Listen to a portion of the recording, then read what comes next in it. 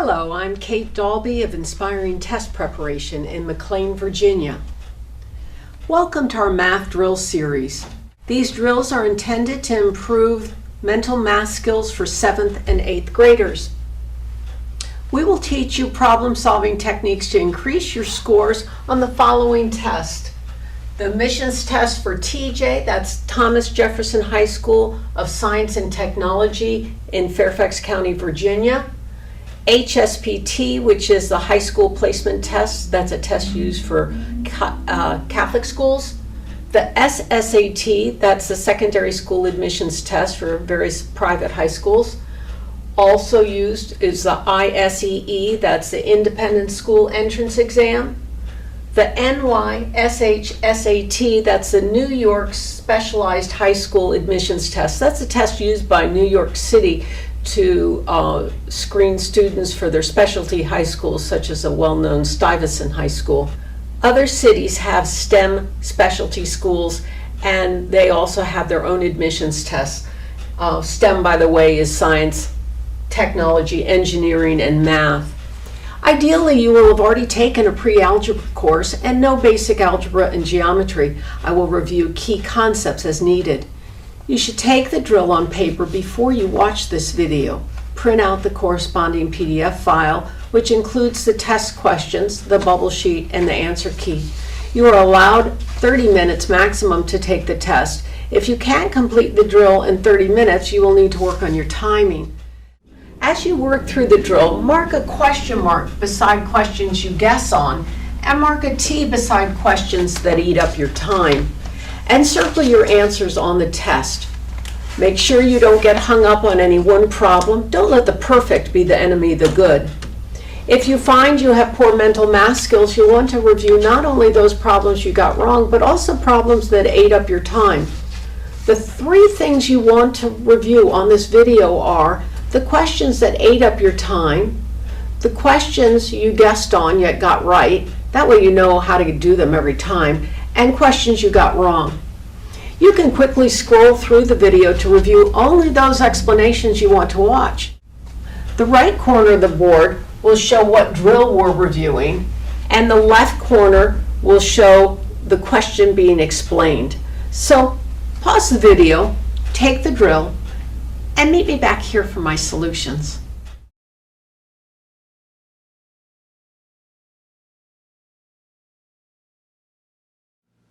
Welcome to drill number 3. The first question is 1.5 divided by 3/5. And a problem like this is most easily done as fractions, not as decimals. So instead of writing 1.5, you want to convert that to 3/2. Okay, hopefully you know that 1.5 is 3/2. If you have 3/2 and you divide it by 3/5, that's the same thing as 3/2 times the reciprocal. That is how we divide fractions, is we multiply them by the reciprocal. So we still have 3/2 on the left side, but we take 3/5 and we flip it over. Then we can divide the 3 and the 3, and then we just end up with, instead of 3 times 5, we end up with 1 times 5 is 5, and 2 times 1 is 2. So hopefully you got that and you just were able to skip over that problem. But 5/2 is your answer. 5/2 is equal to 2.5, and so the answer is A. Question number 2. Ben receives 88 out of 100 on his 5th and final exam. He knows he received a 95, a 92, and an 85 on his last 3 tests. What did Ben score on his first exam that gave him a final average of 90?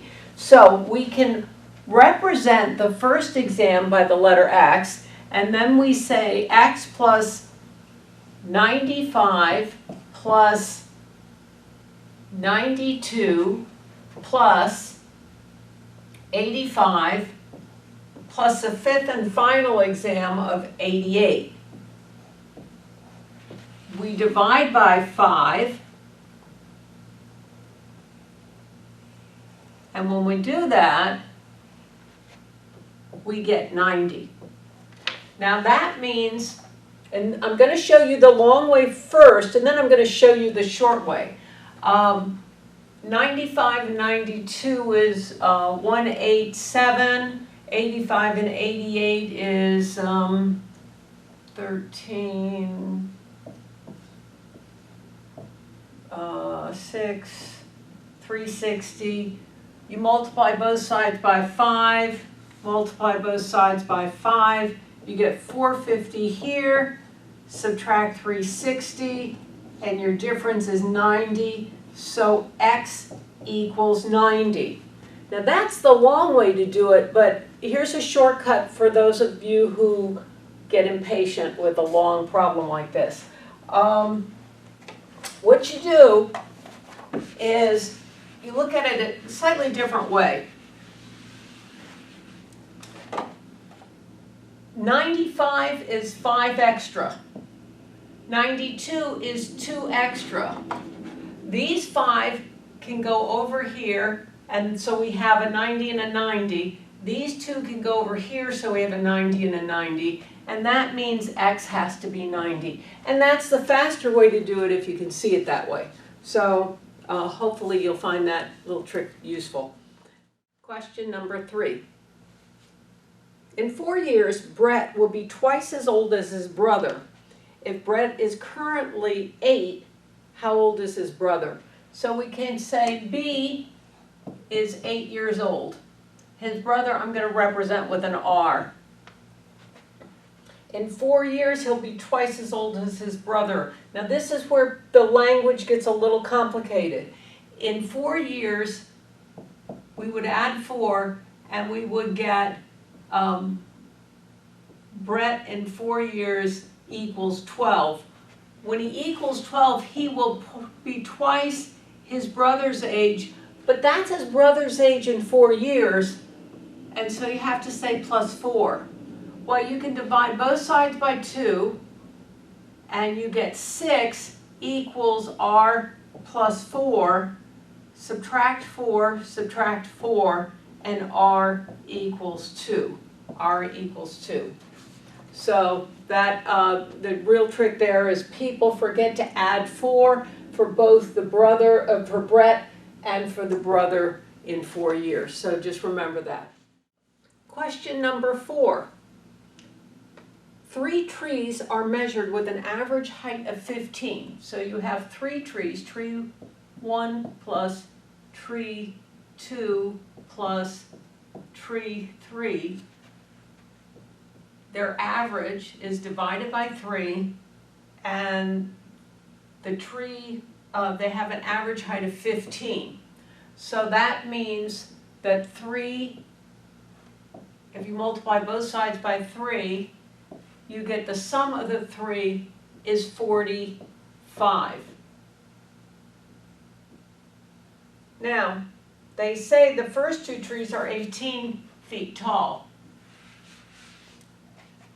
So you have 18 plus 18 is 36, and you subtract 36 from each side, and the third tree is equal to 45 minus 36 is 9.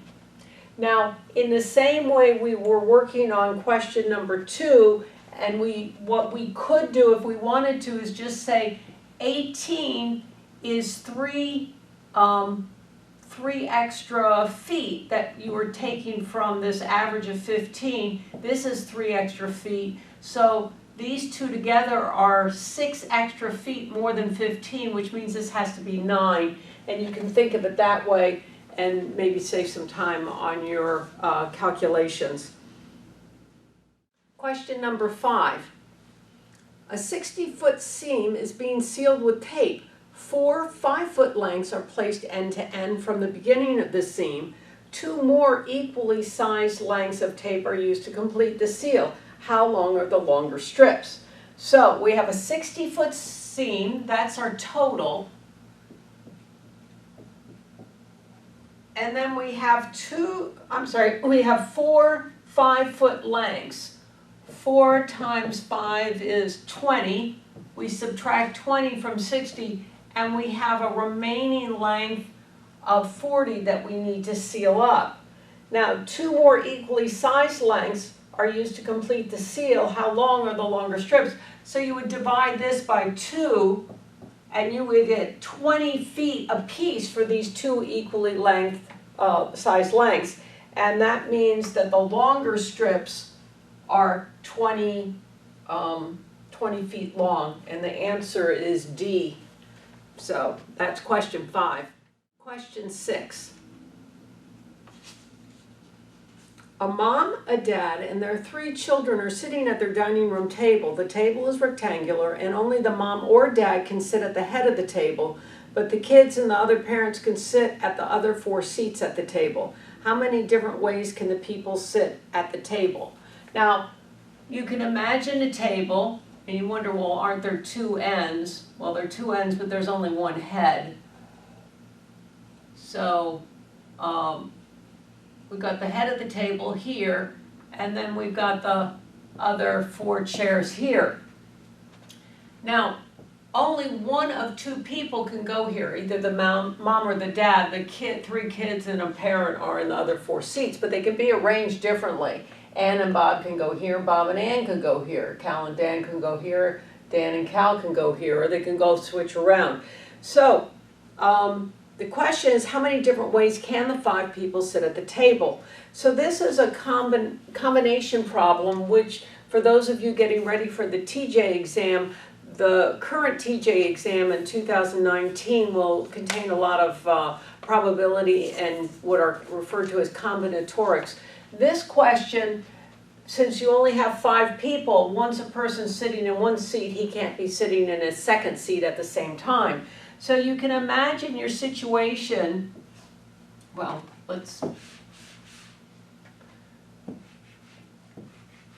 in a slightly different way. We have this seat here, we have 4 people because one of the 2 parents is here. We have 4 more people that can sit in that seat. But once one of them is seated in that seat, you only have 3 that can be put in this seat. And once you have 2 people here, that only leaves you 2 more people to choose from for that seat, and 1 more to choose from that seat, assuming you're starting here. It doesn't matter where you start because it's still the same limitations. So your answer is going to be 4 times 3 times 2 times 1 for these seats here. Now that's also written as 4 factorial, but you don't really have to know, well, I don't think they have that symbolism on most 8th grade tests, but 4 factorial is the same as 4 times 3 times 2 times 1. 4 times 3 is 12, times 2 is 24. So that's 24 combinations. But we still haven't considered the parent that's up here. We have a choice of the 2 parents, so you would multiply by 2. And so mom would have a choice of 24 combinations, or dad would have a choice of 24 combinations, for a total set of combinations of 48. So that's a good one to be able to do this problem. Question 7. 4 people are at a contest, Ann, Bob, Cal, and Dan. There are 2 identical prizes and everybody has an equal chance of winning a prize. What is the probability that both Ann and Bob will win the 2 prizes?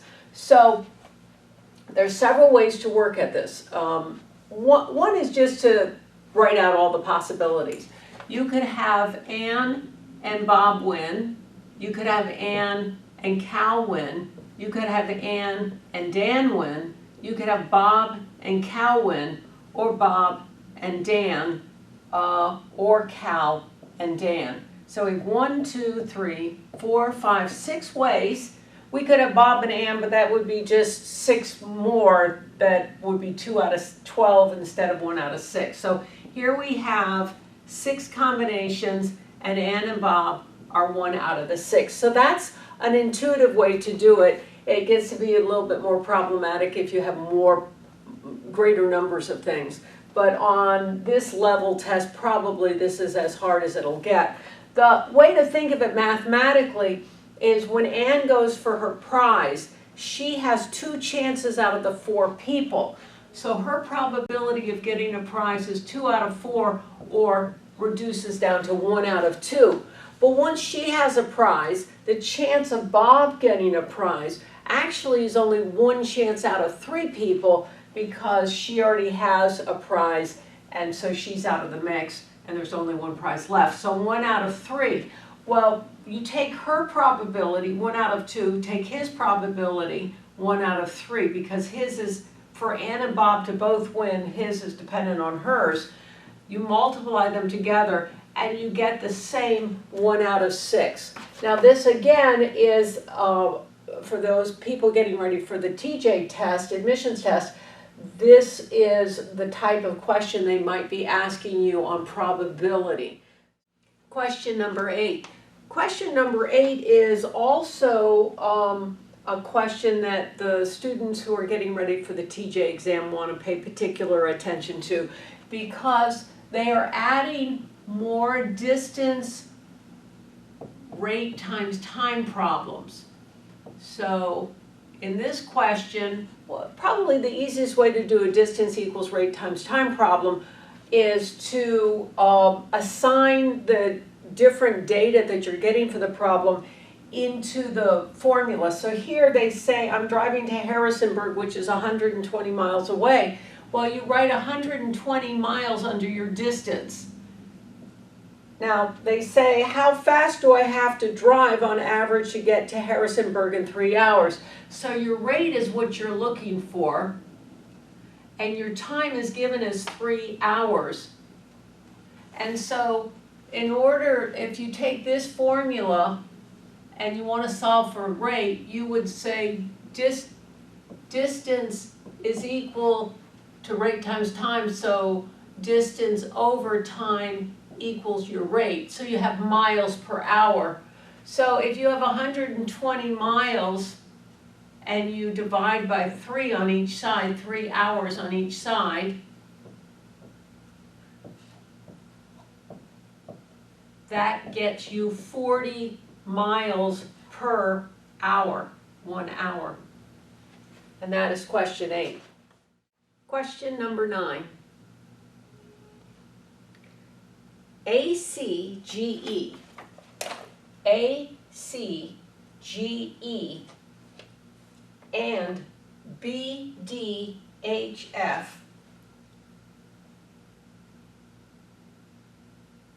are both squares. EFGH is a straight segment.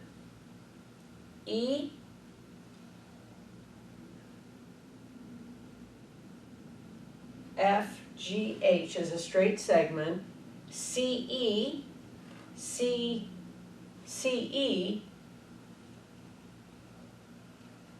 bisects the square here, and DF bisects this square here. What is the area of the shaded region? If this is 10 centimeters, this is 5, and this is 5, this is 5, this is 5, and this is 5. And this is 5, and this is 5. All the segments are 5 because this is a square and this is a square. Now, if you want to find the area of this, you say 5 times 5 is 25 centimeters squared. If this is a bisector, that means that this is 25 over 2, this is 25 over 2, and this is 25 over 2. Now 25 over 2 plus 25 over 2 is 25. 25 over 2 is 12 and a half, and the sum of those two are 37 and a half. So 25 over 2 plus 25 over 2 is 50 over 2, which is equal to 25. Half of 25 is 12 and a half. 25 plus 12 and a half is 37 and a half. Question number 10. A rectangular field is 5 times as long as it is wide. So the length is 5 times the width. The field is 12 meters wide. That means this is 60 meters. Your formula for the area of a rectangle is length times width. You can also use base times height. That's going to be 12 times 60. 10 times 60 is 600. 2 times 60 is 120. Together that is 720 is your answer. 720 meters squared. And that is question 10. Question 11. How much is added to the value of 0.0999 to raise it to the nearest tenth? The nearest tenth would be 0.1. I'm going to put in some placeholders there. And I then subtract the number they give us, 0.0999. And then I subtract, and my answer will be the answer to the question. I borrow a 1, I get 10 minus 9 is 1. This leaves me 9 here. 9 minus 9 is 0. I have to borrow that to get the 9 there, so I'm borrowing here and I make that a 0. So my 9 minus 9 is 0, and 0 minus 0 is 0. And so it would be 10th, 100th, 1000th, it would be 10,000th. 1/10,000th would have to be added to round this value up to 1/10. So that's the answer. Hopefully that's useful. Question 12. Most of the geometry you'll be finding on a test like this is fairly elementary, and even if you haven't had too much, you should be able to do the problems based on a pre-algebra course. If you have a line and you have another intersecting line, if this angle is 120, okay, since this is a line from here to here is 180 degrees. So if this is 120 degrees, then the remainder here is going to be 60, since 120 plus 60 gets you 180. The same thing holds true for this angle over here. From here to here, that also is 180, so if this is 120, this is 60. That means that this angle, which they label X, and this angle that they label Y, are both equal to each other. And this is actually an informal proof of vertical angles are equal, because 60 and these two angles, X and Y, are vertical of each other. This angle here and this angle here are also vertical of each other, and so this one has to be 120. I am doing way more than is necessary to understand the answer to the question. The question is simply, what is Y's value? Y's value is 60 degrees, or answer B. Question 13. When X is divided by 3, the remainder is 2. When the remainder X plus 3 is divided by 3, what will you get? The easiest way to do a problem like that is to pick a small number that for X that makes that statement true. So we can let X equal 5. So if we say 5 is divided by 3, it goes one time, and then we get a remainder of 2, and that's what they're talking about when they talk about a remainder. Now if we then have X plus 3, that would be 8, and if we said 3 goes into 8, 3 into 8 goes twice, and when we subtract, we get the same remainder 2. And this is a fairly popular question on some of the standardized tests, even for high school. So the answer there is C. Question 14.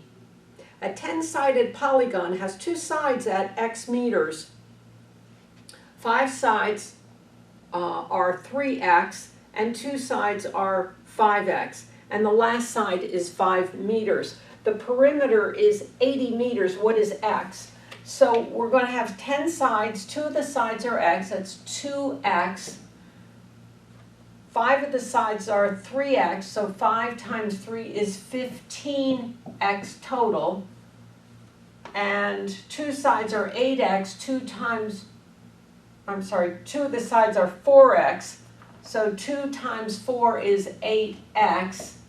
And then we have plus 5 equals 80 meters. Now 2 and 8 is 10 and 15 is 25x plus 5 equals 80. That means 25x equals 75 because we subtracted 5 from each side. And that means we can then divide by 25 on each side.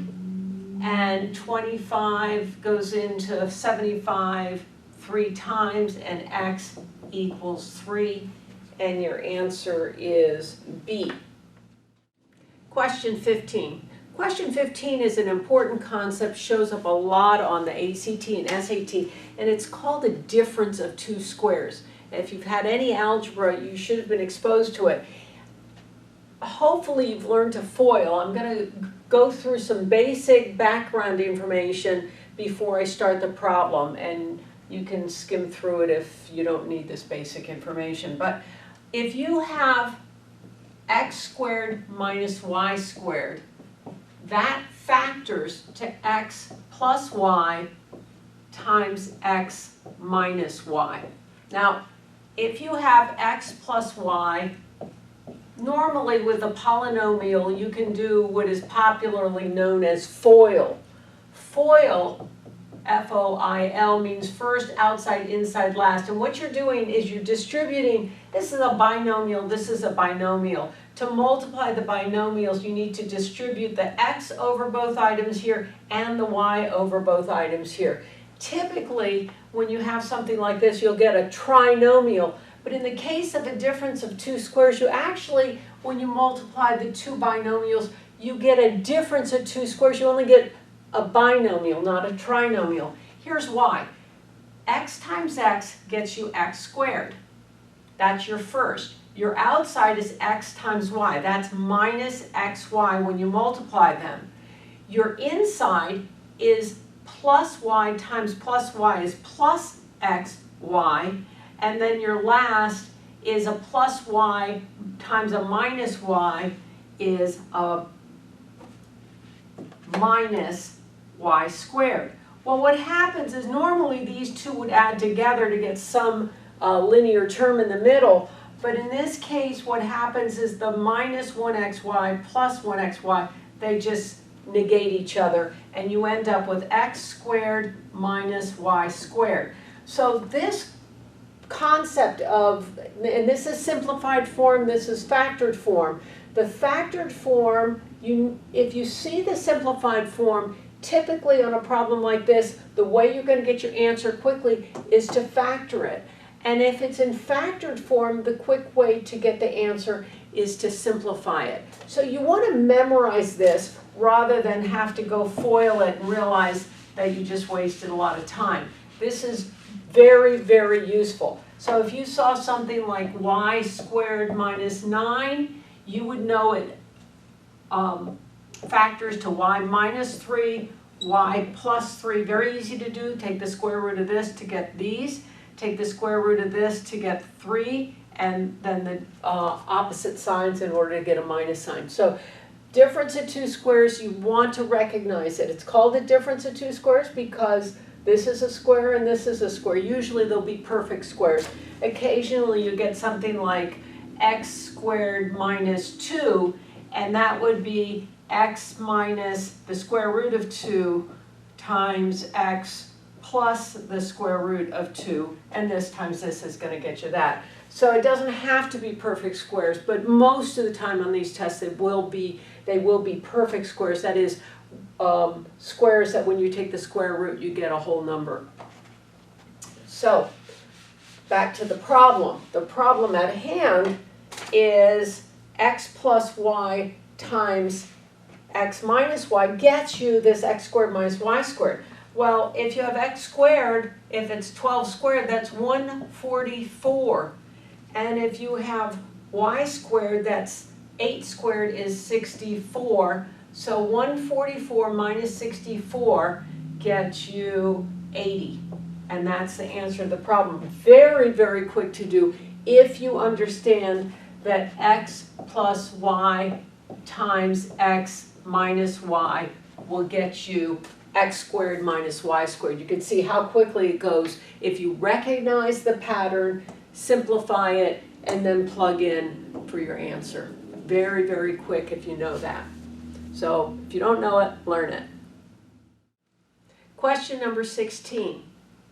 To do question number 16, you need to understand what a prime number is. A prime number is a number divisible by itself or 1. So our prime numbers are 2, 3, 5, 7, not 9, 11, 13, not 15, 17, etc.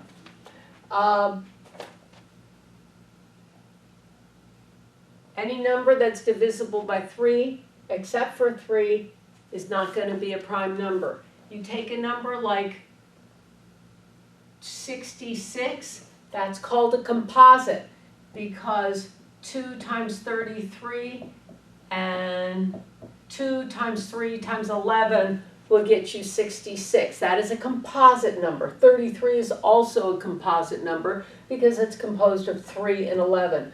Prime numbers are numbers that are divisible by themselves and 1. So 2 is divisible by 1 and 2. It's the only even prime number.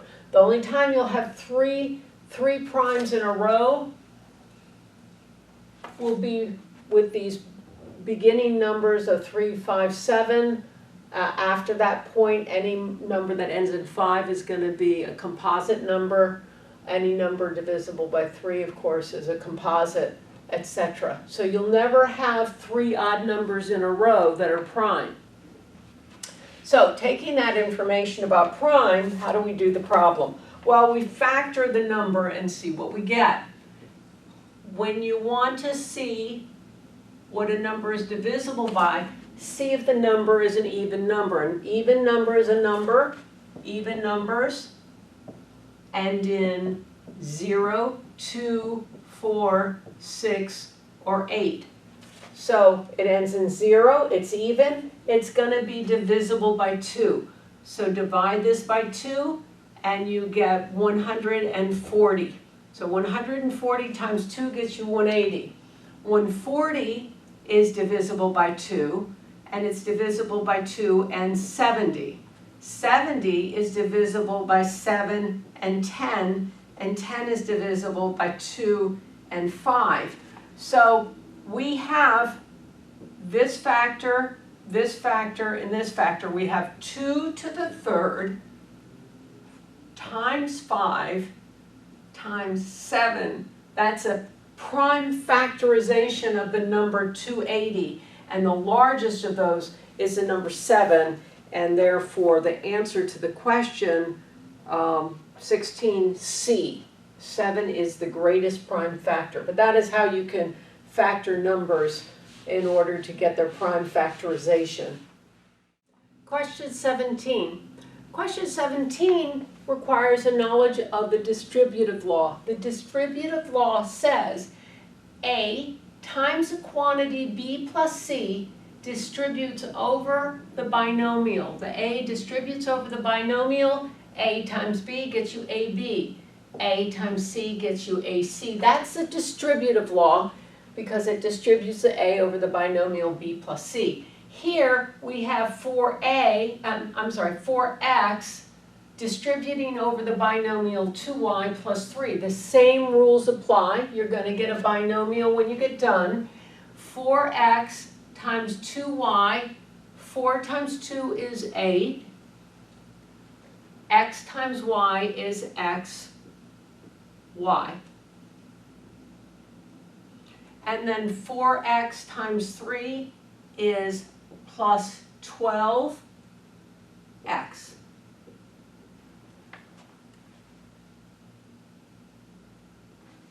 So 4x times 2y plus 3 equals 8xy plus 12x.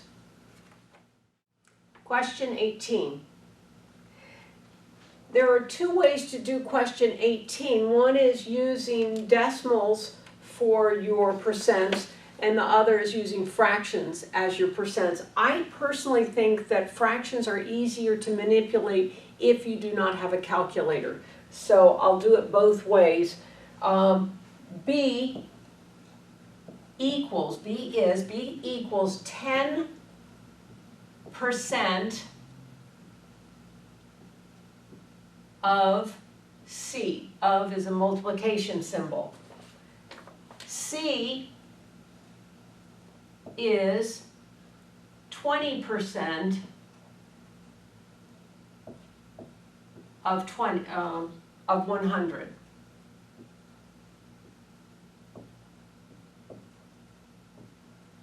Now, in order to figure out B,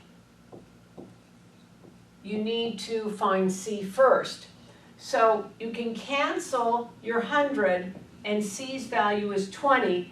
Then you can put in C for 20 for C. And then you can cancel this, you can cancel this, and you get B equals 1 times 2 is 2. So that's how you can do it if you're using fractions without a calculator. We'll go ahead and do it with the decimal points. Those can be handy if you're using a calculator. If you're trying to find 0.2 of 100, 20% is written as 0.2, then C would equal 20. Then you go ahead and take 20 and say 10% of 20, which is 0.1 of 20 equals 2. So if you were multiplying on a calculator, you'd say 0.1 times 20 is 2, but first you'd have to find C's value. 0.2 times 100 is 20. So that's nice if you're using a calculator, but otherwise I'd use fractions to do that problem. Question 19. It is a circle with an inscribed square, A, B, C, D.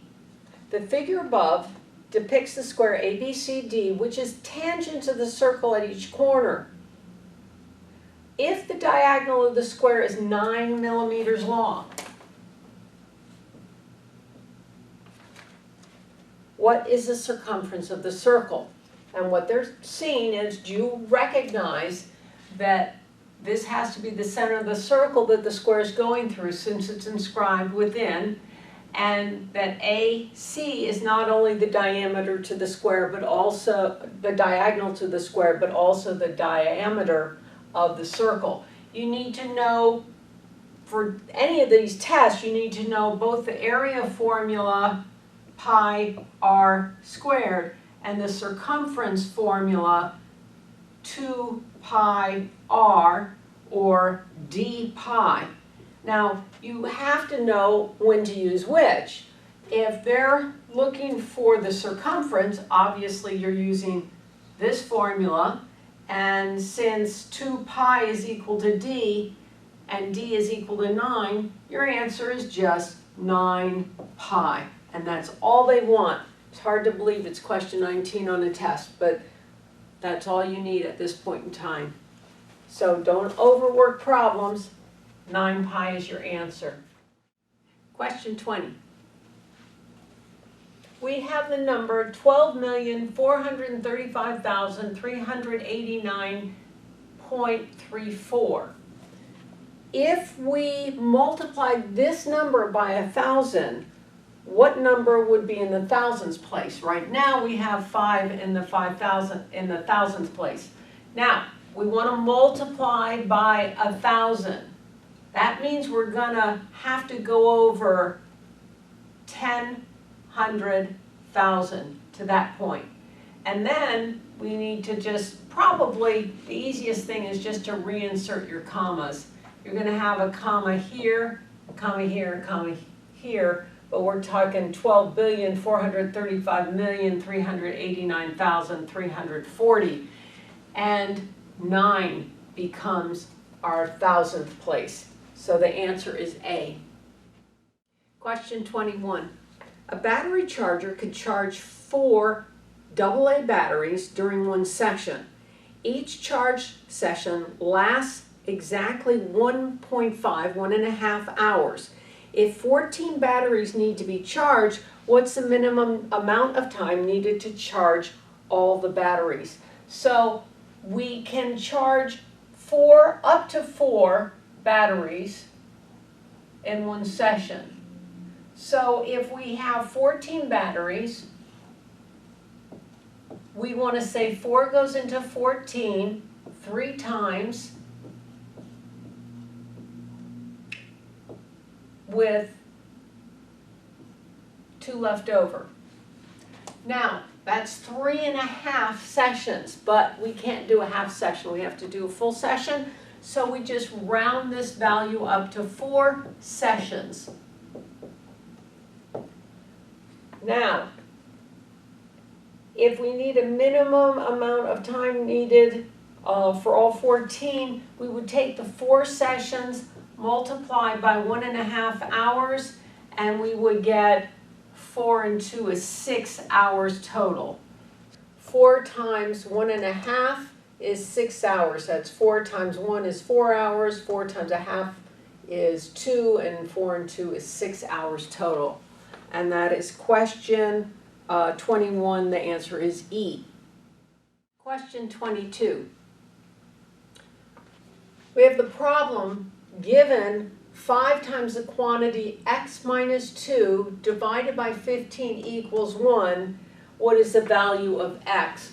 Now, some people might distribute first and get 5x minus 10 and then put the 15 over here and solve like that. The easiest thing is first to reduce 5/15 to 1/3. Then you can multiply both sides by 3 and you get x minus 2 equals 3. Add 2 and get x equals 5.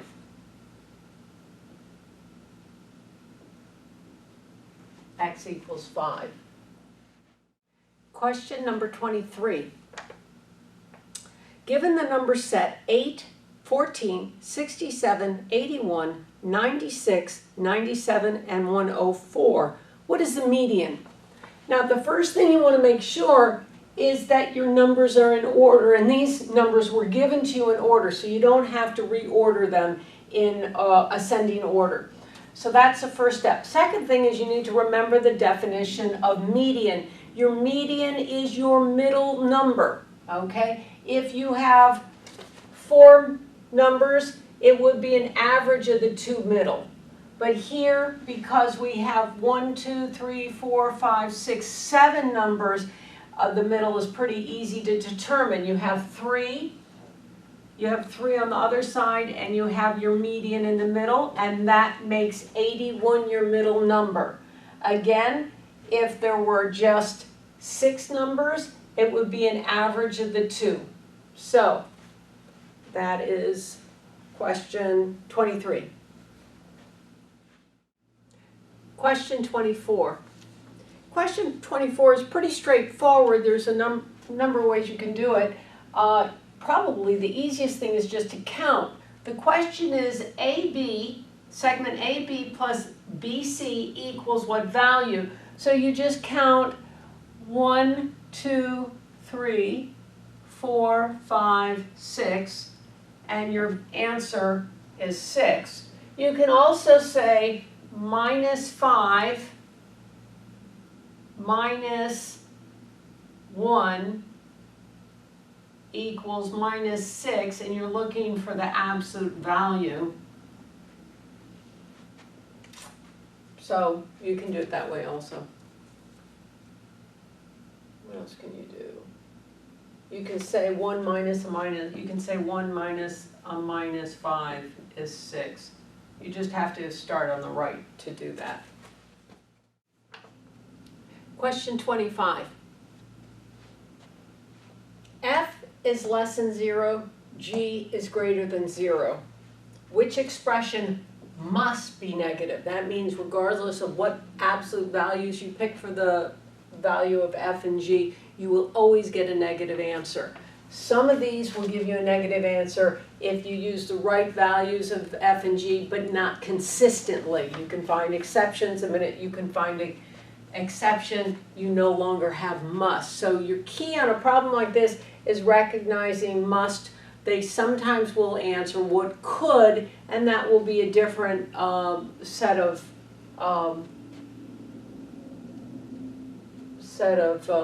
examples you have to work through. Now, F is less than 0 means it's a negative value. G is greater than 0 must be a positive number. Now, the first answer is F squared minus G. Well, if F is negative and you square it, it has to be positive. Now, you can take away a positive number, and if the magnitude of G is bigger than F squared, then it will be a negative value. But say you picked a number like negative 7 for F and 1 for G, you'd have 49 minus 1 is 48, and that's a positive value. So that answer is not always going to generate a negative answer, and we're looking for the answer that must be negative. All right? Now, if we come to F, that's negative. If we divide it by a positive, well, let's take an example. Negative 7 divided by 7 is equal to negative 1, because when you have an odd number of negative signs, your value will be negative. So this has to be our answer. Now, G plus F, if you have 7 plus a negative 7, you get 0. Here, if you have F squared, say F was negative 7 and G was 7, you'd have 49 minus 49 is 0.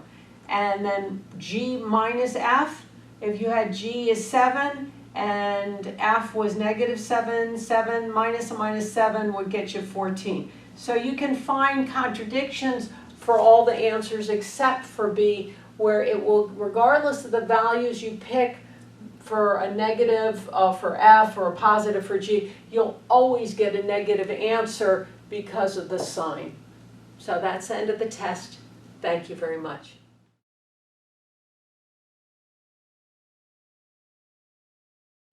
If you got 92% or better on drill number 3, you can go ahead and do drill number 2, which is actually harder.